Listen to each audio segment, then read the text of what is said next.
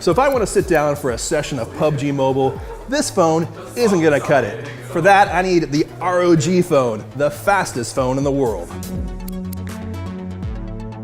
So we're here at Computex and Asus has unveiled a bit of a surprise. This is the ROG Phone, a gaming phone from its ROG division. Now this thing is incredible. And not the least of it is the fact that it has what's called speed bin processors. Now you've probably heard of speed binning for the PC, where you sort of cherry pick the fastest chip on the block, give it to a gaming PC manufacturer and allow it to be overclocked to, who knows, 5 gigahertz or higher.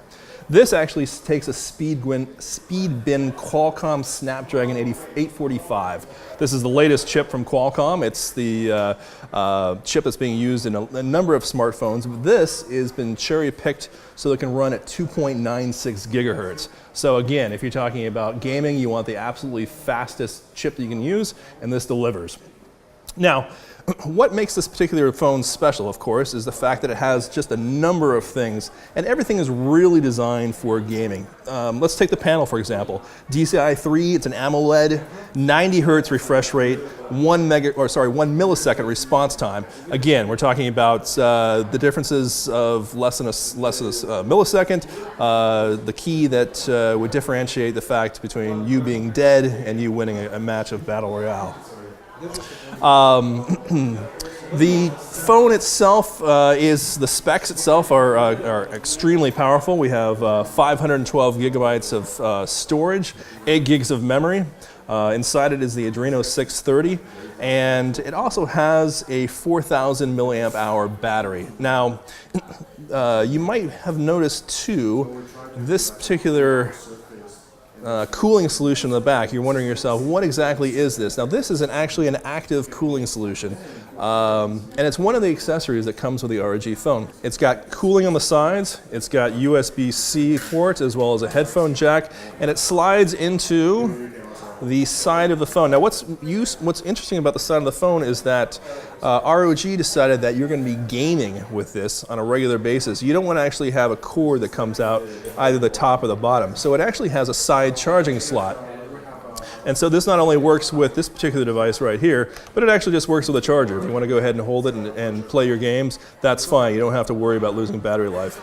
Now this is actually just one of a number of different accessories that comes with the phone. So instead of just a cooling solution, we have an actual handheld dock.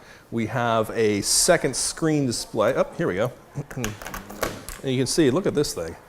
I mean, this looks like just the Nintendo Switch on either side of a phone. A couple of pair of joysticks here, buttons, just a number of different controls that you want to go ahead and use. Now, the one thing that's interesting about this is the fact that it has a couple of shoulder buttons, an R2 and R1 here, an L2 and an L1 here. Sure, you say, what's new and special about this? Well, nothing in particular on this bit, but those shoulder buttons actually appear on the phone as well, apparently. So, explain that. What we have is the fact that on this particular phone, we have what's called ultrasonic shoulder buttons. We actually haven't tried them. So ideally what would happen is when you're playing, you can go ahead and control the action with your thumbs. And we were told that pro gamers actually use essentially 4 fingers to control everything from left and right motion to scrolling to shooting and so forth to switching between weapons. But again, there's going to be some ultrasonics coming out of the top shoulder buttons here that allow you to actually control the action with your fingers up here as well as the thumbs on your screen. Again, we haven't tried this in action, but this sounds like kind of a unique feature that, if it works, could make a significant difference in, the lives of what we're called our professional gamers as well as just ordinary Joes like you and I. So this is actually a 2-screen peripheral.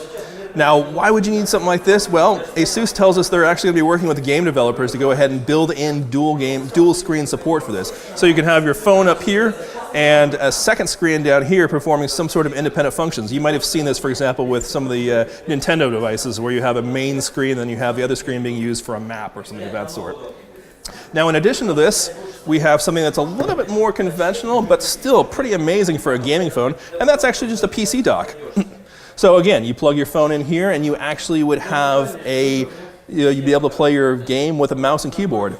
Something that Microsoft's tried before with Continuum. We've seen it before with Android, but again, I mean, you can imagine the advantage you'd get if you're playing something like Fortnite or PUBG with a mouse and keyboard as opposed to just your thumbs. So the one thing we don't know about this is the price. Asus tells us that it's going to be released in the third quarter for an undisclosed price, expected to be on the high end. Smartphones are already pushing $1,000 anyways. In any case, we will be eager to get our hands on it, test it to its full, and look forward to receiving it a little bit later on this year.